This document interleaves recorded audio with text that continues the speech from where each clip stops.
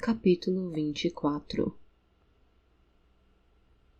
E diante de tal cenário, quantos aqui desejam continuar? E quantos gostariam de crescer e batalhar comigo? Perguntou o rei Peter Pendragon. O Pendragon esperou, até que 6 pequenos elfos deram um passo à frente de todos eles. A Exo apertou os olhos e gostou daquilo. Rei Peter mostrou os caninos. 6 seriam mais do que suficiente. Capítulo 25. A lâmina de Lord Brandamante se acendeu em uma luz azulada, tomando a vida que não deveria ter. Como se o feito já não fosse impressionante o suficiente, as runas no círculo traçado no chão também se acenderam, e 2 exércitos ficaram perplexos. A campeã de Arzalon largou a espada cravada no chão e correu na direção da lança que havia sido posteriormente gravada fora do círculo. Apanhou-a em um movimento rápido e, brandando gritos de guerra e morte, armou-se da vara de freixo com ponta afiada e correu como uma matadora na direção do ciclope atordoado. Polifemo, ao retomar o sentido da situação, fechou a expressão e puxou violentamente a corrente para envolver o corpo em movimento de Brandamante e finalizar o combate. Entretanto, a corrente não saiu do lugar. O campeão de Brobdingnag começou a se desesperar ao perceber que o círculo azulado, aceso com a mesma luz que brilhava daquela espada, funcionava como uma espécie de buraco negro que atraía qualquer gravidade para si. Ele puxou mais 1, 2, 3 vezes, e a corrente grudava-se ao chão como 2 gêmeos siameses, impossíveis de serem separados, e aquela maldita se aproximava com aquela lança. Ele então desistiu, soltou a corrente e correu na direção dela para usar os próprios punhos, e na hora em que começou a correr, os gritos de guerra se tornaram gritos de dor. E Polifemo percebeu que os 2 talos que haviam sido feitos em cada perna também acendiam azulado, envoltos em uma magia antiga que ninguém ali saberia cancelar. O Ciclope sentiu o que antes era uma leve ardência se tornar intenso como um toque em brasas, e os gritos perfuraram o espírito de guerra de seu exército, mas inflamaram o do exército humano. Brandamante, ainda gritando como uma possuída, enfiou a lâmina da lança na altura dos órgãos genitais do inimigo, que tombou gritando tanto, mas tanto, que os gritos reverberaram para sempre nas terras mortas. Como que por piedade, a campeã de Arzalon retirou a lança do local atingido, e pela 3ª vez em uma mesma luta, Polifemo sangrou. O guerreiro gigante se calou, respirando pesado como um animal prestes a ser sacrificado. Brandamante foi até a espada, cancelou a magia, e a runa azulada se apagou, tanto na lâmina quanto no círculo. Ao fundo, seu exército ainda bradava como bichos. Brandamante caminhou como uma senhora de guerra na figura de um dragão branco andrógeno e imponente, e o âmago de cada um de seus homens caminhou com ela. O coronel Athos Baxter era apenas um rosto em choque, de quem não sabia se desejava mais a perda ou a vitória daquele combate.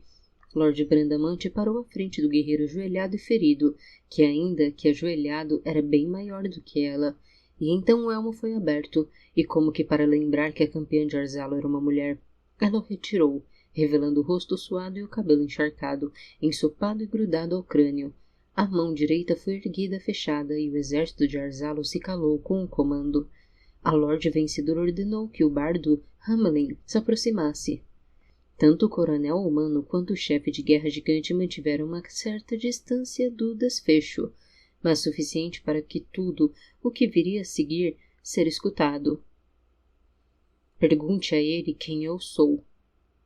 Ela ordenou ao bardo com a voz de uma campeã. O bardo fez a pergunta em Ogre. Polifemo respondeu devagar, na medida em que a dor permitia.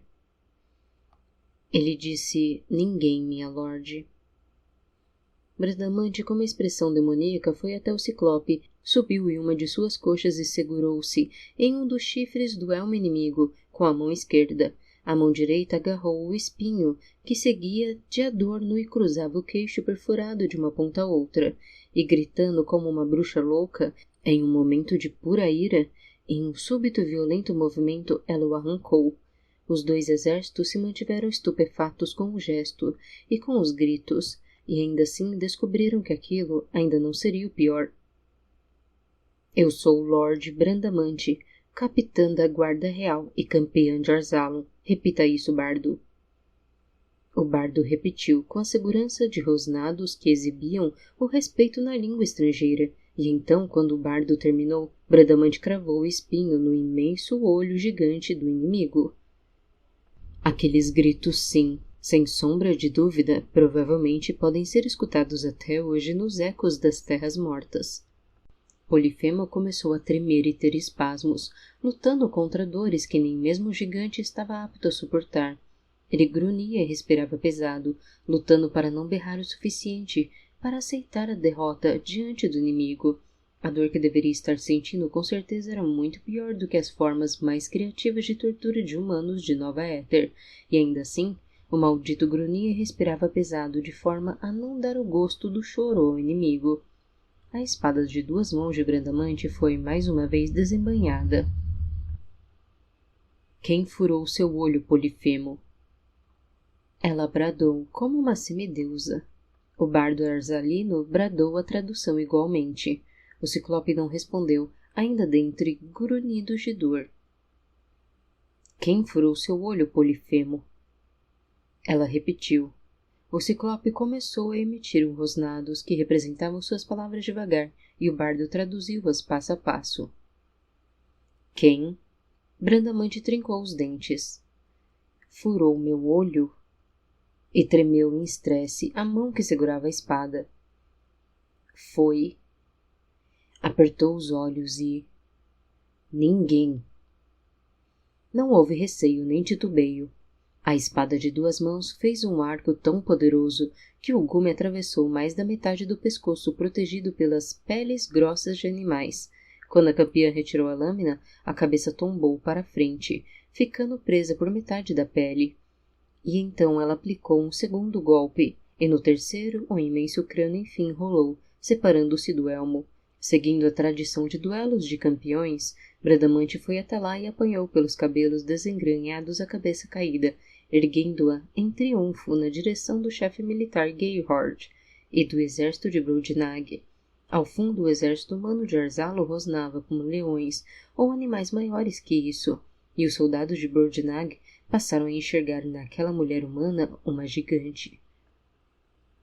Fique com o elmo do derrotado como prêmio pela serventia, bardo. Ela disse ao homem que compreendia o valor incalculável que aquela peça teria se ele conseguisse retornar vivo a Andraine para contar a história. E então Lord Bradamante limpou o sangue da espada, apanhou seu elmo em forma de dragão e com ele seguro nos braços caminhou frente na direção do obeso coronel Baxter para, mais uma vez, fazer história. A mão enluvada agarrou uma parte do peitoral abaixo do pescoço e puxou o rosto do obeso comandante assustado para próximo do seu, antes de berrar diante da face gorda. Quem comanda os homens de Arzalo enquanto o rei Branford aqui não está sou eu. Ela bradou, em fúria guerreira intensa, destronando a moral do superior na frente de um exército enlouquecido e prestes a morrer por ela. E se tiver algum problema com isso, que a minha insubordinação seja levada na ponta da espada. O eco da frase continuou reverberando até arrepiar cada oração a um semideus piedoso. Bradamante ficou esperando a reação do obeso coronel e sabia o quão arriscado era o terreno em que estava pisando. Era um fato que, se retornassem ambos vivos, em vez de condecorada como uma Lorde Suprema de Guerra, Bradamante seria, na verdade, julgada por se rebelar contra um superior militar e, com certeza, destituída de todos os cargos oficiais, além de provavelmente expulsa da Guarda Real. Entretanto, isso seria apenas se a guerra acabasse e se ambos sobrevivessem, porque naquele momento existia apenas uma guerreira amada por seu exército que lutaria à frente deles e que havia acabado de matar um campeão gigante lendário em combate direto.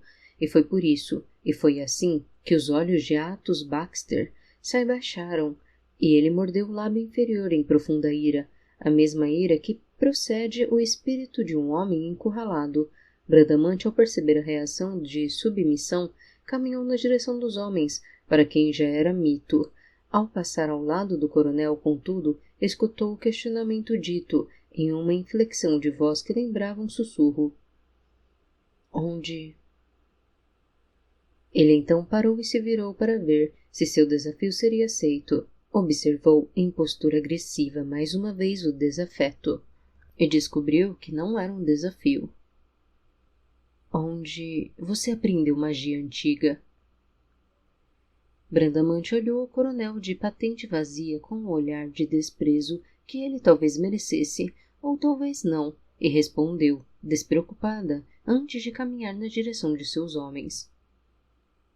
Conversas na cama ao pé do ouvido podem render bons frutos.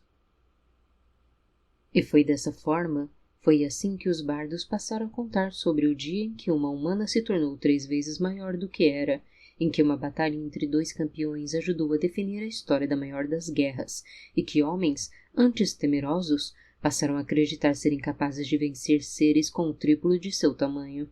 O fato era que o exército de Arzalon naquele dia passou a se sentir invencível, e Brandamante adorou aquilo. Era a hora de humanos matarem gigantes.